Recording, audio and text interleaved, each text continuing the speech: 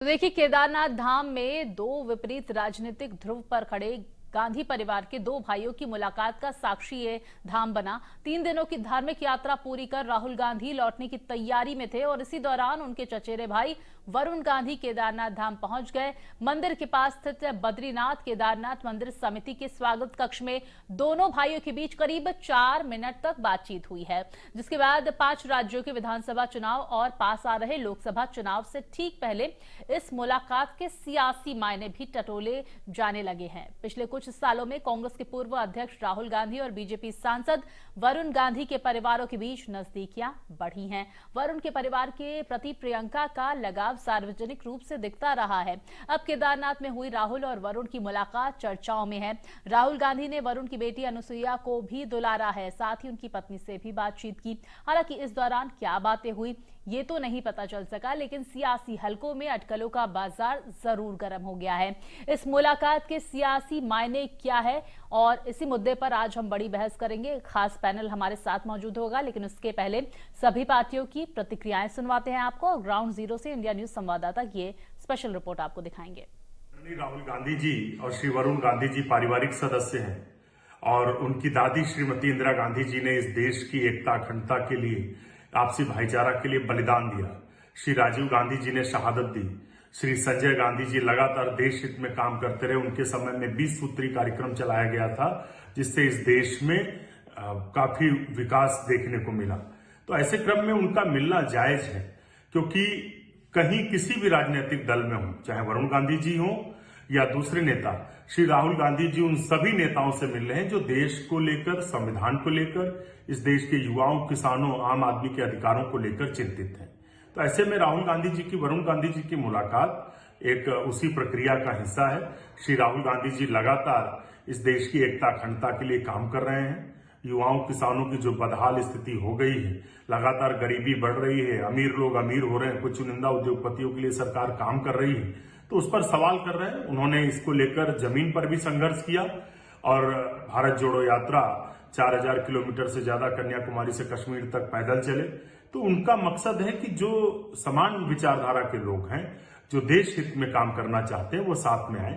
अगर राहुल गांधी और वरुण गांधी जी की मुलाकात केदारनाथ में हुई है तो उस मुलाकात के कई मायने निकाले जा सकते हैं। चुनाव आने वाला है, बीजेपी से उनकी खटापटी चल रही है, तो हो सकता है वरुण गांधी और राहुल गांधी कोई पॉलिटिकल बात कर रहे हैं। और दूसरा पक्ष ये भी हो सकता है कि दोनों लोग केदारनाथ गए हैं, दोनों भाई हैं आपस में, तो हो सकता है पारिवारिक मुलाकात हो।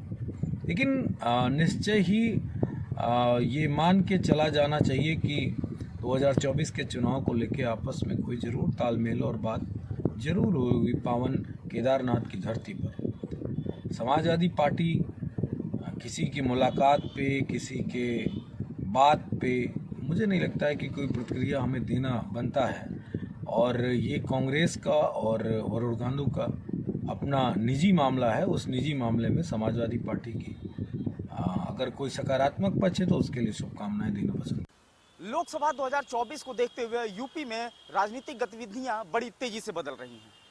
खबर है कि वरुण गांधी की मुलाकात राहुल गांधी से केदारनाथ धाम में हुई। इस मुलाकात के सियासी पंडित कई मायने निकाल रहे हैं और इसकी वाजिब वजह भी है। जिस तरीके से वरुण गांधी फिलहाल भाजपा से सांसद हैं, लेकिन उनके बयान कई बार भाजपा को ही मुश्किलों में खड़ा कर देते हैं। लगातार वो मंचों से कार्यकर्ताओं के बीच में जब पहुंचते हैं तो कुछ ना कुछ ऐसा जरूर बोल देते हैं जिससे भारतीय जनता पार्टी की मुश्किलें बढ़ जाती हैं। उसके बाद लोग अंदाजा लगाने लगते हैं कि क्या ये भारतीय जनता पार्टी में ही है या विपक्ष में। शायद यही वजह है कि काफी समय से भारतीय जनता पार्टी ने इस फायर ब्रांड नेता को किनारे लगा रखा है, यानी कि वरुण गांधी भारतीय जनता पार्टी कार्यक्रमों के मंच पे भी नहीं दिखते हैं। एक समय ऐसा था जब वरुण गांधी भारतीय जनता पार्टी के पोस्टर बॉय हुआ करते थे, लेकिन बाद के दिनों में जिस तरीके से मेनका गांधी और वरुण गांधी दोनों ने जिस तरीके से बयान दिए या जिस तरीके से उनकी राजनीतिक गतिविधियां रहीं, उससे भारतीय जनता पार्टी ने उनको बड़े मंचों पे बुलाने से किनारा कर लिया। तभी से यह कयास लगाया जाने लगा था कि वरुण गांधी भी भारतीय जनता पार्टी से किनारा करने की सोच रहे हैं। बस तलाश है तो एक मुफीद समय की। अब देखना होगा कि आखिर राहुल गांधी और वरुण गांधी की ये जो केदारधाम में मुलाकात हुई है, इसके आखिर क्या मायने निकलते हैं। चूंकि 2024 में लोकसभा चुनाव होना है, हर एक राजनीतिक पार्टी अपने गुणा भाग में जुटी हुई है, अपनी राजनीतिक बिसातों के चौसर बिछा रही है।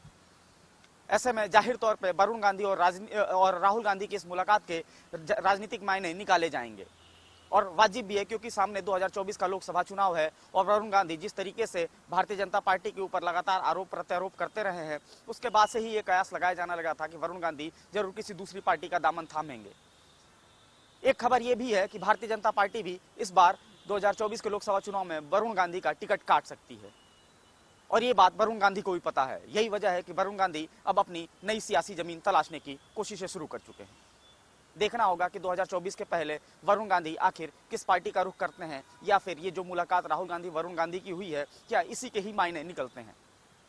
कैमरा पर्सन दीपक के साथ मार्तन सिंह, इंडिया न्यूज, लखनऊ। तो देखिए, राहुल गांधी और वरुण गांधी की इस मुलाकात के सियासी मायने नजर आ रहे हैं और लगातार जो है सियासत तेज हो गई है इसमें। कुछ लोग कह रहे हैं कि भाई कोइंसिडेंस था, कुछ लोग कह रहे हैं प्लानिंग के तहत ये मुलाकात हुई है और इस मुलाकात के क्या कुछ मायने हैं, इस पर हम विस्तार से चर्चा करेंगे। हमारे साथ खास पैनल जुड़ गया है, हमारे साथ दीपक बघेल जी जुड़ गए हैं, बीजेपी प्रवक्ता तारिक खान साहब हमारे साथ सपा प्रवक्ता जुड़ गए हैं, रोहन सिंह जी हमारे साथ कांग्रेस प्रवक्ता जुड़ गए हैं, गौतम राणे सागर हमारे साथ राजनीतिक विश्लेषक जुड़ गए हैं। आप चारों का मैं बहुत स्वागत करूंगी इंडिया न्यूज उत्तर प्रदेश उत्तराखंड में। और सबसे पहले मैं दीपक बघेल जी आपके पास आऊंगी। इस मुलाकात के क्या मायने मुलाकात पर आप क्या प्रतिक्रिया देना चाहेंगे सर? क्योंकि देखिए, हर कोई कह रहा है कि अपने तो अपने होते हैं, कहीं 2024 में ये अपने आप को भारी ना पड़ जाए।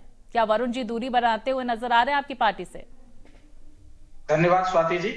देखिए, राजनीति के अंदर शिष्टाचार चलता ही रहना चाहिए और ये एक शिष्टाचार भेंट है जहां पर राजनीति के अंदर मैं समझता हूं कि वैचारिक मतभेद होने चाहिए परंतु मनभेद नहीं होने चाहिए और उसी का परिचय यहाँ पर वरुण गांधी जी ने वहां पर दिया।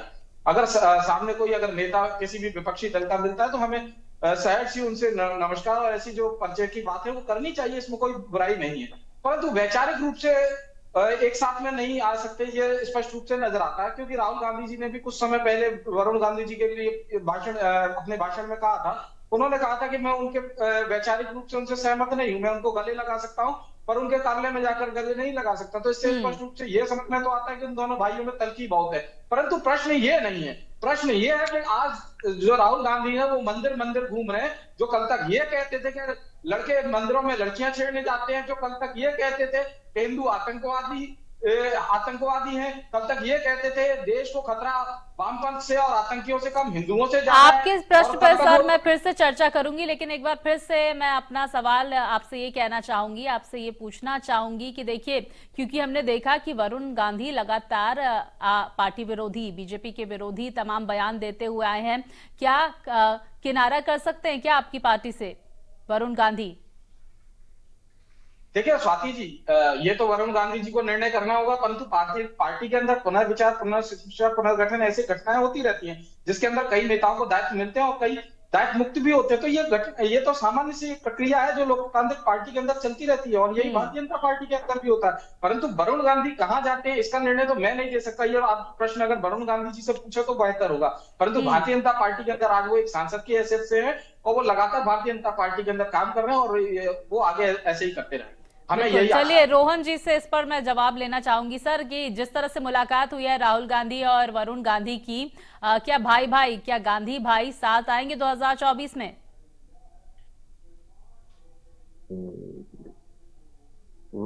देखिए रोहन जी, एक बात है, ये राहुल गांधी जी और वरुण गांधी जी दोनों भाई हैं और परिवार अच्छी चीज होता है। भारत में हमेशा परिवार का वैल्यू रही है, फैमिली ट्रेडिशंस हम लोग फॉलो करते हैं, परिवार के लिए प्यार है, हमेशा रहता है, हमारे कल्चर में है। तो राजनीति अलग हो सकती है, दल अलग हो सकते हैं, विचार अलग हो सकते हैं, लेकिन परिवार तो परिवार ही है आखिर, उसमें तो कोई शक और शुबा की बात नहीं रही। और रही बात कि भविष्य के गर्भ में क्या है, ये तो ना हमको पता है ना आपको पता है।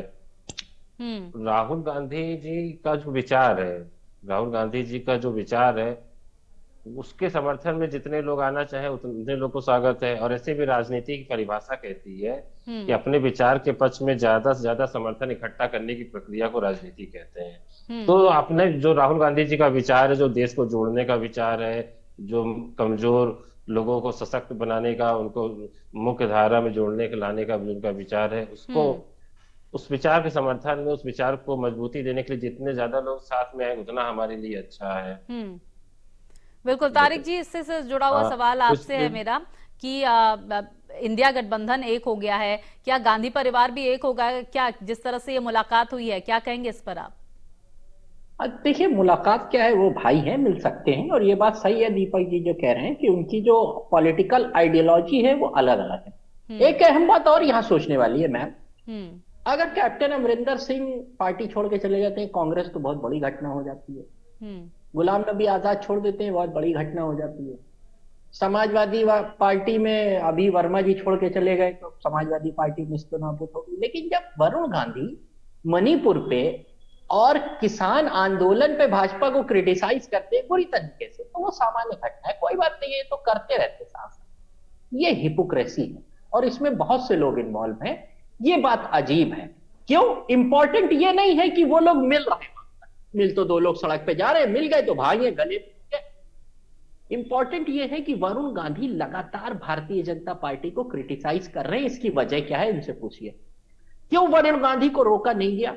उन्होंने मणिपुर के ऊपर सरकार की आलोचना की, उन्होंने किसान बिल पे तो लगातार जब ये लेके आए लगातार इनकी आलोचना करते रहे, इन्हीं के साथ। क्या उनसे कोऑर्डिनेट नहीं किया गया? क्या उनसे पूछा नहीं गया कि आपकी समस्या क्या है? क्या उसको दूर करने की कोशिश नहीं की गई? क्यों? क्योंकि उनके नाम के आगे गांधी लगा है, इसलिए कि उनको शक है कि कल ये तो हो सकता है कांग्रेस में चले जाएं। या इस पे बीजेपी को जवाब देना चाहिए कि क्यों वरुण गांधी लगातार इनकी पार्टी से, और जहां तक मेनका गांधी लगातार इनकी पार्टी से नाराज चल रही है। ये बड़ी घटना है क्योंकि इनके नजर में ये दोनों लोग, वरुण गांधी और मेनका गांधी, छोटे नेता होंगे, मगर देश के अगर राजनीतिक समीकरण के हिसाब से देखिए तो एक बड़े परिवार का घड़ा जो इनकी आइडियोलॉजी के साथ आया है और वो लगातार इनको और इनके प्रधानमंत्री को क्रिटिसाइज करता रहे लगातार। और हमारे अगर दल के कुछ लोग आपस में एक दूसरे को कुछ कह देते हैं, या शिवपाल साहब और मैम अखिलेश जी का मामला हुआ था, या आजम खान साहब कुछ कह देते तो बवाल हो जाता, बिल्कुल धरती हिल जाती है।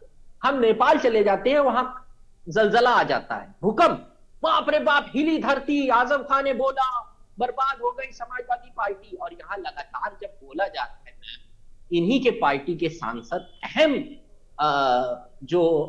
अहम एमपी हैं, वो लगातार इनको क्रिटिसाइज करते जा रहे हैं। क्या लगता है तारिक जी, जिस तरह से नाराजगी निकलकर सामने आ रही है, और इसी से जुड़ा सवाल जो है गौतम जी से मैं पूछना चाहूंगी। गौतम जी, देखिए जिस तरह की नाराजगी कहीं ना कहीं वरुण गांधी में बीजेपी के प्रति नजर आई और मुखर रहे हैं बीजेपी के अगेंस्ट, और लगातार कई मुद्दों पर उन्होंने अपने विचार भी रखे हैं। उसके बाद केदारनाथ में इन दोनों भाइयों की मुलाकात, राजनीतिक सियासी किस तरीके के मायने निकल कर आते हैं?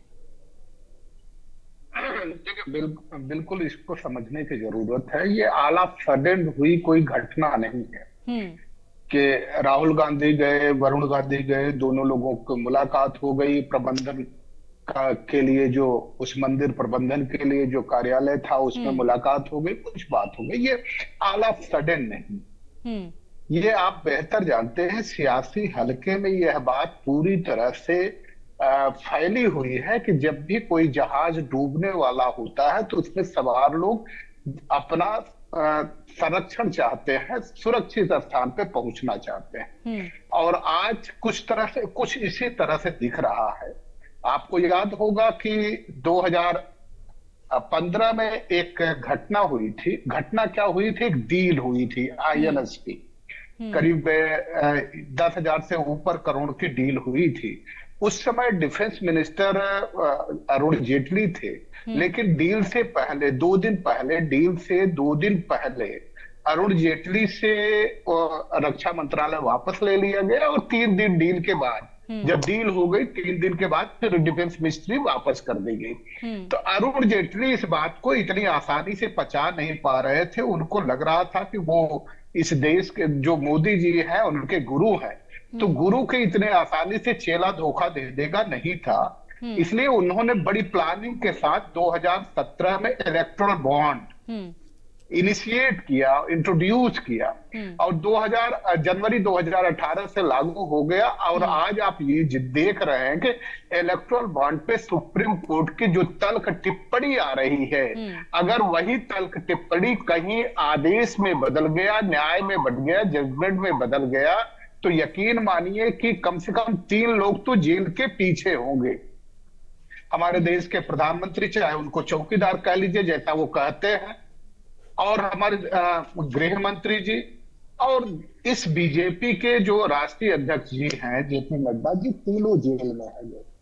अगर इस तरह का निर्णय आया तो ऐसी स्थिति में हर सियासी जो उसमें बैठा है, उस जहाज में बैठा हुआ है, वो अपनी जगह, बेहतर जगह तलाश कर रहा है कि किस तरह से सुरक्षित चला जाए। और आपने देखा होगा कि मेनका गांधी ने 2019 में टिप्पणी की थी कि ये सरकार जितनी क्रूर सरकार है, इतनी क्रूर सरकार हमने इतिहास में नहीं देखा, भारत के राजनीतिक इतिहास में नहीं देखा। परिणाम क्या हुआ कि मेनका गांधी जी को 2019 के मंत्रिमंडल से ड्रॉप कर दिया गया। तो ये सब इतना आसान नहीं है। वरुण गांधी जो स्थिति है वो स्थिति देख रहा है कि ये डूबता हुआ जहाज है, अपने सुरक्षित स्थान की वो तलाश में है। इतने दिनों के बाद कहते हैं जब संवादहीनता खत्म होती है तो जो मन में जो गुस्सा रहता है, जो दुर्भावना रहती है, जो द्वेष भावना रहती है, वो खत्म हो जाती है। तो अब संवादहीनता खत्म होकर संवाद में बदला है।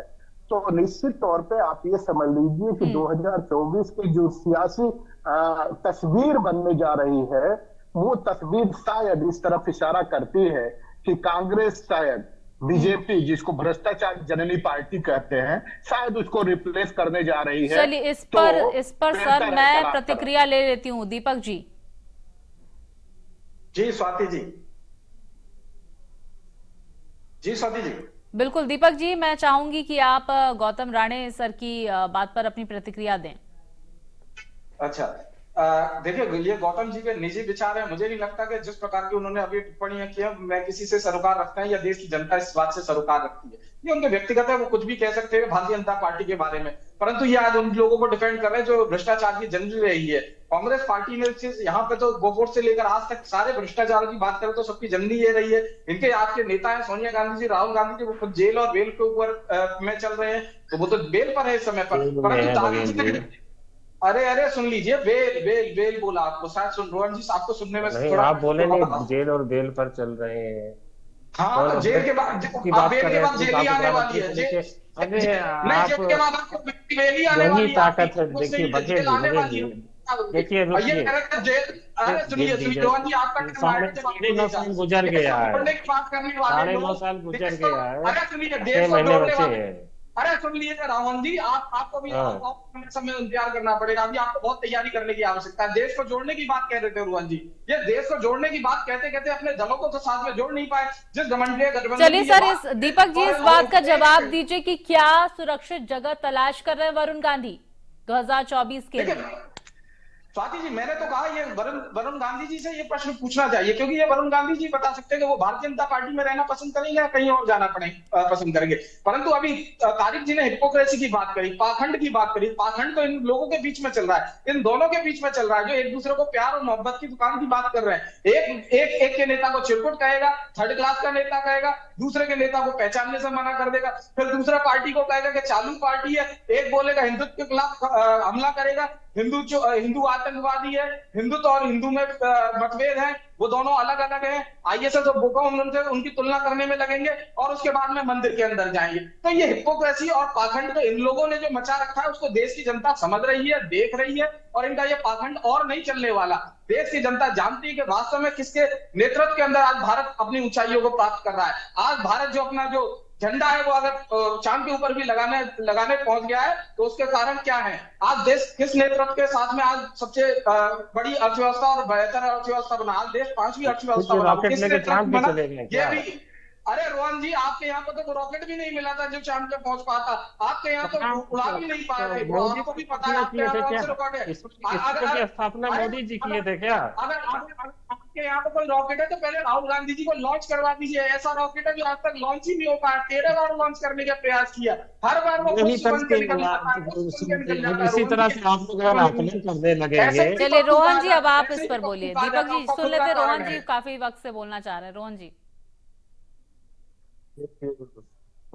होता क्या है ना कि समर्थकों को लगता है, और कई बार होता है कि नेताओं को, जो लोग प्रवक्ता होते हैं उनको ही लगता है कि थोड़ा बढ़िया सजा के बोल देंगे तो नेता हमारे खुश हो जाएंगे।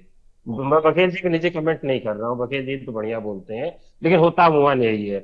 तो चक्कर क्या है, वरुण गांधी किसकी पार्टी में? भारतीय जनता पार्टी में। वरुण गांधी की राजनीति के बारे में चर्चा हो रही है, जवाब किसको देना चाहिए? भारतीय जनता पार्टी को देना चाहिए।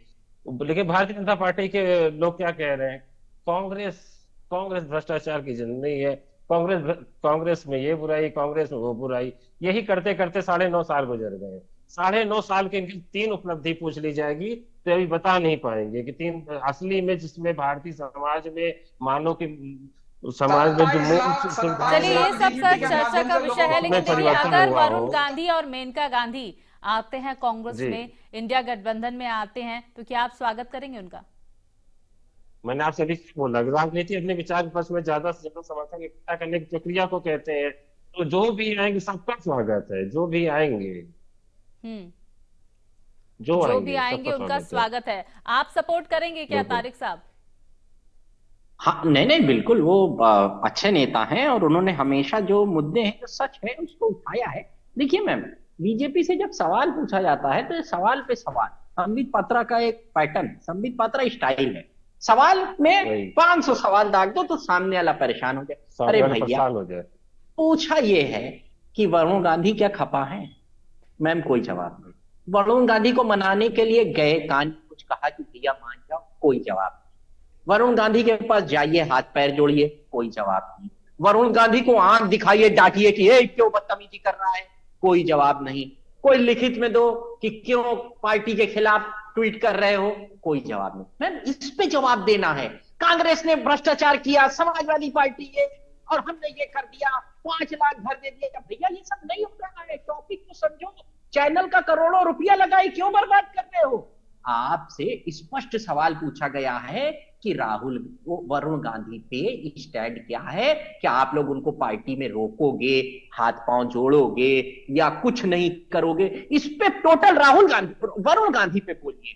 आप दुनिया भर की बातें करेंगे जो दरअसल ये लोग रात में बैठ के याद करते हैं। तारिक खान साहब, आप सपोर्ट करेंगे वरुण गांधी और मेनका गांधी अगर आते हैं? बिल्कुल फुल सपोर्ट करेंगे, हम तो समाजवादी पार्टी में स्वागत करेंगे। चलिए गौतम जी, वो बड़े नेता हैं, उनके विचारधारा का हम सम्मान करेंगे। गौतम जी, इसी से जुड़ा मैं सवाल आपसे करना चाहूंगी कि देखिए एक वक्त था जब वरुण गांधी और मेनका गांधी पोस्टर्स में होते थे बीजेपी के, अब वो चीजें नहीं दिख रही हैं। क्या लगता है कहीं ना कहीं से ये वजह है मेनका गांधी और वरुण गांधी की पार्टी से नाराजगी की? मैडम आप इस बात को समझिए कि जिस देश में लोकतंत्र होता है, उस लोकतंत्र में बहुत सारे लोग पोस्टर बॉय होते हैं, पोस्टर मैन होते हैं, पोस्टर वुमेन होते हैं। लेकिन जब वो लोकतंत्र तानाशाही में बदल जाता है तो उसमें सिर्फ एक ही आदमी की फोटो दिखती है।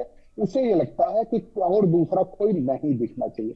हमारे देश जो बीजेपी के प्रवक्ता है, शायद उनको इस बात का एहसास नहीं होगा कि भ्रष्टाचार क्या होगा। जो राहुल नवीन जिसको ईडी डायरेक्टर बना रखते हैं, अगर उसकी हिस्ट्री खंगालिए तो उससे बड़ा भ्रष्ट आदमी कोई नहीं होगा। वजह साफ समझ लीजिए कि जब दिल्ली में एक लीकर पॉलिसी बनती है, उसमें थोड़ा सा तब्दीली की जाती है तो घोटाला हो जाता है।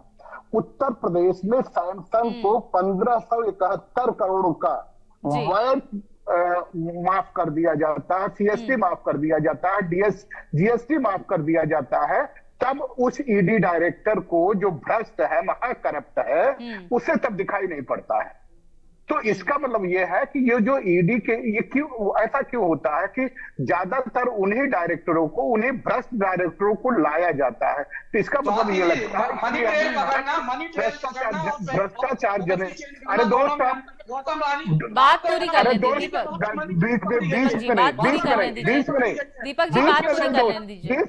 बीच में दे दो।